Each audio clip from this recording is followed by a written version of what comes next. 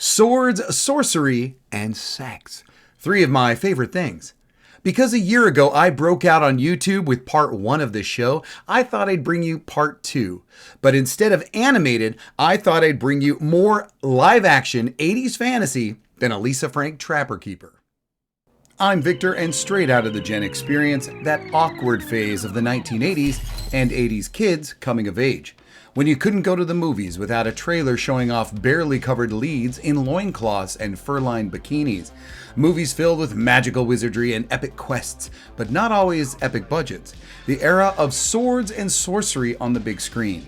In honor of the November 12th release of the all-new D&D Dungeon Master Guidebook, let's get into the spirit with some of the best and worst swords, sorcery, and required skin the 80s had to offer.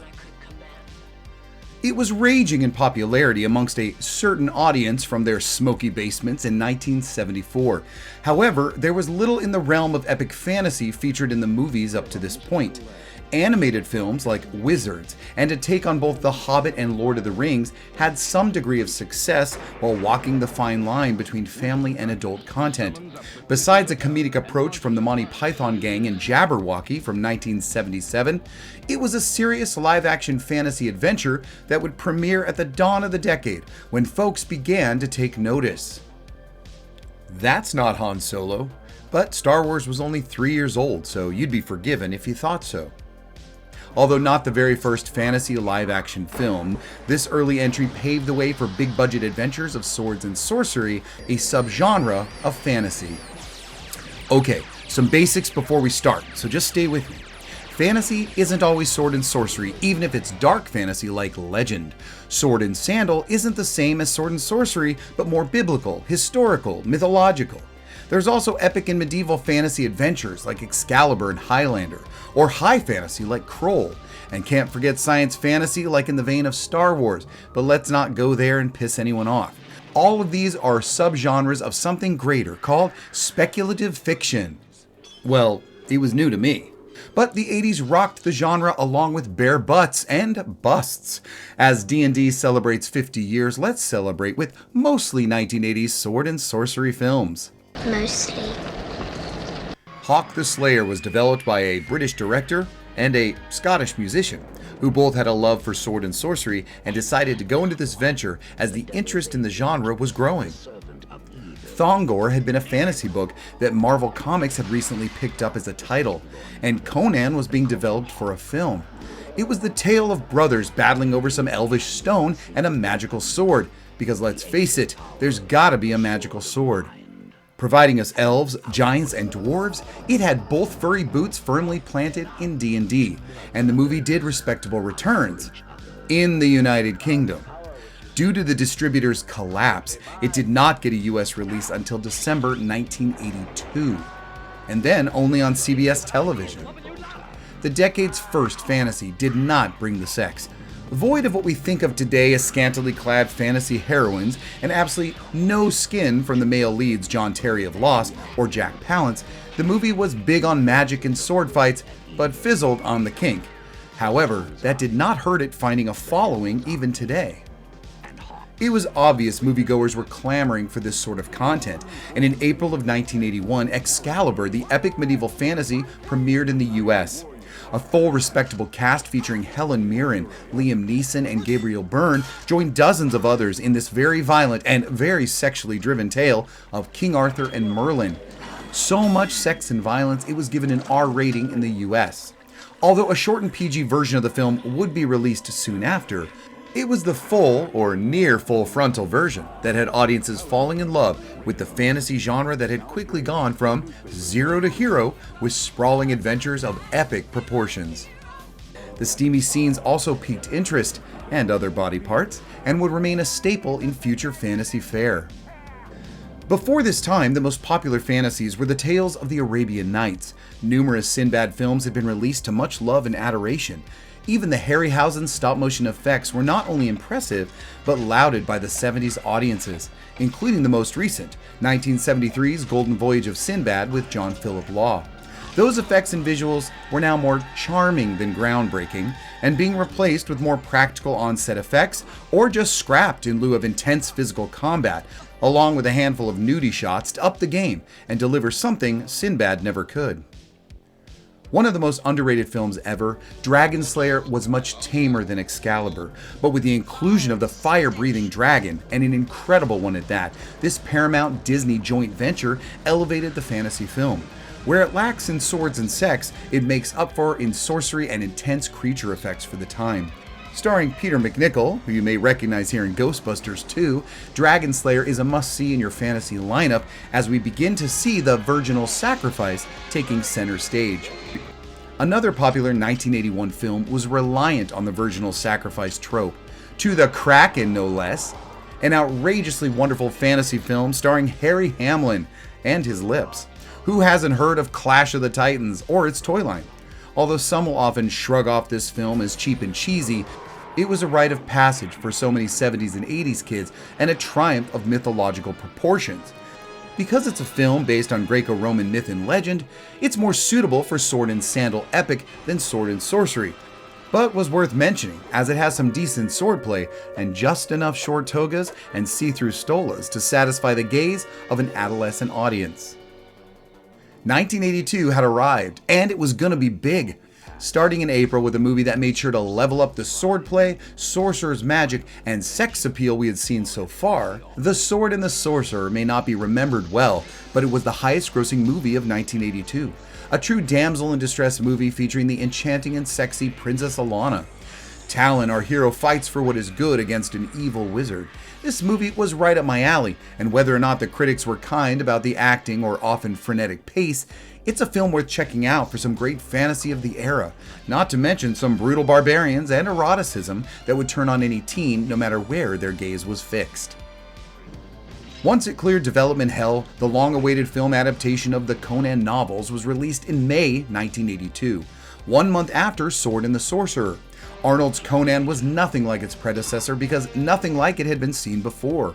Successful in raising the stakes of violent, barbaric combat, evil sorcerers in the form of James Earl Jones, and straight-up sexuality. Perhaps more importantly, though, was the superior production value in a film genre still considered by many as disposable at the time. Conan the Barbarian was slick in overall look.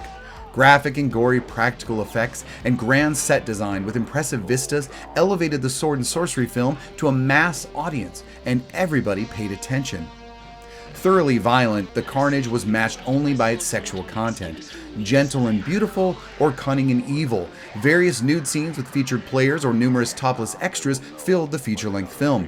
This content was quickly becoming the prerequisite in various 80s movies, only increasing the interest and putting it in the must-see category for classic films. Conan says barely 5 lines, but not one in the first 24 minutes. His and the rest of the cast's actions speak volumes, and Jones's subtle but evil performance of the wizard, Thulsa Doom, made Conan one to be copied. Hopes for 4 films were squashed after the criticized sequel, Conan the Destroyer with Grace Jones. Although starring a great villain as the Queen, played with devious fun by Sarah Douglas of Superman fame, like a Saturday morning cartoon version of a classic favorite 80s movie, the family-friendly tone, poorly written characters, lackluster action, and expunging of gratuitous nudity brought any further development to a halt. Even as it was produced around the same time, it was no copy. The original release for Beastmaster was Christmas 1982, but the distributors knew Conan was coming and wanted to play off Schwarzenegger's surefire hit by moving Beastmaster to the summer. Mark Singer was not a bona fide star, and although there are some similarities with Conan, this epic has a different take with a very different hero. Perfectly fitting as a sword and sorcery fantasy, our hero with the stupid name, Dar, demonstrates exciting swordsmanship, accompanied by the gorgeous Tanya Roberts as Kiri, who is introduced during what I assume is a wet t-shirt contest. Although the adult themes are toned down from other titles, that didn't mean they weren't going to put the women on full display in the moment right before this scene that I can't even show you on YouTube. This and her wardrobe throughout assured the now required skin for such a film. Roberts, fresh from Charlie's Angels, would lead her own action-adventure film, Sheena, in 1984, before going on to A View to a Kill in '85. As for the sorcery, the incomparable performance of Rip Torn and his alluring perfection fits the bill impeccably. The bad acting and set design aside, it's a favorite of mine through the constant rewatches on HBO due to its PG rating over the R-rated Conan. And it's got a panther for God's sake. Well, or rather a tiger dyed black. So come on, Conan didn't have a panther or ferrets. The release date relative to Conan's didn't help the initial run financially, but it would discover success and even a fan base through paid cable channels, and Mark would even return for 2 sequels after his performance in the TV show V. Sadly, while trying to jump aboard the rising popularity of the genre, the female-led Sorceress, also from 1982, would hit a low point in fantasy. The leads being twin blondes, Mira and Mara, took swords, sorcery, and sex, and made sure to put sex first, especially with the telepathic love scene and the naive and silly nude swimming scene, a wet dream for most young boys and some girls. The story elements of disguising them as boys is laughable, as no one is confusing these two for men. Sexploitation wasn't an issue with films like this, but Roger Corman's partnership in the production was. Corman's contributions to Hollywood are well documented, but his methods and the results are sus. Shot in Mexico, the bad weather aside, it was the poor financial wheeling and dealing with the corrupt government and the final vocal dubbing, which can only be described as office personnel, that sank this film. But who needs any of that when you've got these 4? These 2. Attempting to ride the wave of the success of those before it, it couldn't keep afloat, making only $1.9 million and drowning in the shallow end, while bigger, better films were making a splash. Even with some fantastical creatures like satyrs and a manticore who would feel right at home with Dungeons & Dragons, the LA Times kept it kind by simply saying this about the film: a fairly shabby movie. And there you go. There were some real doozies in the fantasy films of the 80s. Thanks to video rentals and HBO, we would all discover more than our fair share of movies that may have lived only 2 weeks at our local Cineplex, if they were theatrically released at all. Forgiving the cheese, as long as you got beefcake with a side of cheesecake, many of these films hold a special place in people's hearts. But you have to wonder, was it the trailer, the poster, VHS cover art, or simply hormones that helped us pick the next choice to watch? Roger Corman was back in 1983 with the first of 4 films featuring the character Deathstalker, and his first of 10 movies he made jointly with Argentina. This film also had more sex and nudity than the Riviera and a bathhouse combined. However, it was the number of brutal rape scenes that Corman seemed to enjoy to their fullest that exploited the actresses and the genre itself. Starring American football player Rick Hill and 2 American models, Barbie Benton and Lana Clarkson, the movie was still a hit, even with a lackluster premise and low budget. Assuming the overtly sexual themes helped turn the huge profit, Corman funded sequels to this film, and made even more about Amazons that were just as exploitive, if not more so. This film did nothing to elevate sword and sorcery as a genre, nor would its follow-up, The Warrior and the Sorceress. Even starring David Carradine, it's probably only the lead actress and the other women spending more than half of the film topless that make this 1984 entry a cult classic. Carradine, who loved the film for its fight sequences choreographed by Anthony DeLongis, Blade in the live-action Masters of the Universe movie yet to come, is cited as saying, "Don't expect a great movie." And then there was Ladyhawke. In 1985, it was obvious things were slowly changing course for sword and sorcery, and Ladyhawke would help usher in some of those changes. But perhaps the audiences weren't ready for a romantic adventure. Where was the blood? Where was the boobs? Richard Donner of Superman fame ran the show with Rutger Hauer, a still very young Matthew Broderick, and the ever-gorgeous Michelle Pfeiffer. The soundtrack and the filming locations were all top-notch, but sadly the movie didn't even break even. I guess people weren't quite ready for sword and sorcery with more love than lust. More thoughtful films would be crafted, and the barbaric style with bare breasts for breast's sake would wane. But that wouldn't happen overnight. Also in '85, a spiritual successor to Conan, Red Sonja, that topped billed Schwarzenegger in a film that was truly a vehicle for the brutish but beautiful Bridget Nielsen, while Arnold, in a new and totally unrelated but similar character, spends more than half the movie off screen. Sadly, this film continues a common trope by starting with a violent sexual assault on the main character, who is then imbued with magical fighting abilities. being punished for declining advances by the Queen, played by the actress who was Valeria in the first Conan, the movie's inclusion of lesbian themes attempted to entice even more young viewers. Even with its brutal and disturbing start, the movie is often referred to as laughable, unintentionally funny, and as usual, cited for bad acting and just plain poorly produced. Red Sonja might have some action and certainly the sorcery and the sex, but all that a good fantasy film does not make. Just like another Corman release, The Barbarian Queen, also from '85. I think you get the picture with Corman's pictures, and the less spoken of these, the better. If you're looking for more skin but no meat, figuratively only, then his soft porn movies are for you. With so many forgettable titles littered in the pantheon of swords and sorcery, it has been almost 4 years since anything of value premiered. How can we discuss the best without breaching the classic and much-loved Highlander? This 1986 epic starring Sean Connery and Christopher Lambert continues the legacy started in those movies of 1982. The dry spell since Conan, including his dim sequel, allowed Highlander to shine for audiences hungry for the next big classic fantasy. An epic adventure with swords, sorcery, and just a little bit of sex. A larger-than-life fantasy adventure that transcends time does bleed into science fantasy with the past and present timelines showcasing the action. And in Lady Hawk fashion, Highlander tackles sex in a tasteful way, featuring barely a nip slip and some dark but obvious bare butt action, mostly in silhouette. Even with music from Queen, it was a financial failure at its release. Quickly growing an audience, sequels and a TV series were inspired by this impressive movie. With this renewed quality take on the genre, you'd hope for more, and although other great fantasies would come, the last of the true sword and sorcery movies would need to come first. And it was a stinker. Where do you start? The Barbarians from 1987 was another twins movie, but this time, giant brothers Peter and David Paul playing the leads.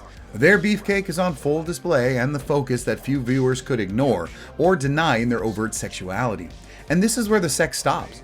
Although featuring some fun-loving topless women, the sexuality in the film is tempered, as there's no explicit scenes or violent female assaults. Thank God, who needed that? The most sex in this movie are these two starring studs, and they chewed it up in every scene, having a great time in what one critic described as good fun, not unlike a beer commercial. Ignoring the glaringly 80s fantasy aesthetic, the movie surprises you with costume and set design quality, and although pretty basic, is action-packed with swords, sorcery, and abs covered in loincloths. Dubbed the Barbarian Brothers for their physique not all too different than He-Man's, only making $800,000, was this the end of the sword and sorcery film as the 80s knew it?